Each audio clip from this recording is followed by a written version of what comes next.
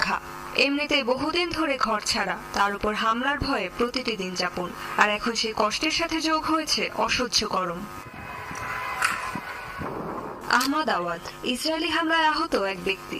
প্রচন্ড তাপদাহের ফলে ভুগছেন অসহ্য যন্ত্রণায়। পায়ে গুরুতর আঘাত পাওয়ায় সম্প্রতি অস্ত্রোপচার করান তিনি, কিন্তু এই পরিবেশে তার পক্ষে সুস্থ হওয়া প্রায় অসম্ভব। তাঁবুর মধ্যে নেই চিকিৎসা ও বিশ্রামের অবস্থা। আমার পায়ে এত গরম লাগে যে মাঝে মাঝে চুলকাতে গিয়ে চামড়া ফেটে যায়। তাঁবুর ভেতরে প্রচন্ড গরম। এখানে আমি আর আমার বাচ্চারা কোনো মতে টিকে আছি। আইডিএফ এর আগ্রাসনে আহত আরেক ব্যক্তি মোহাম্মদ আল মামলুকা। প্রতিদিন ক্লিনিকে ব্যান্ডেজ পরিবর্তনের সময় তার যন্ত্রণা নতুন করে শুরু হয়। অসহ্য গরমের সাথে রয়েছে পর্যাপ্ত ব্যথানাশক ও চিকিৎসা সরঞ্জামের অভাব।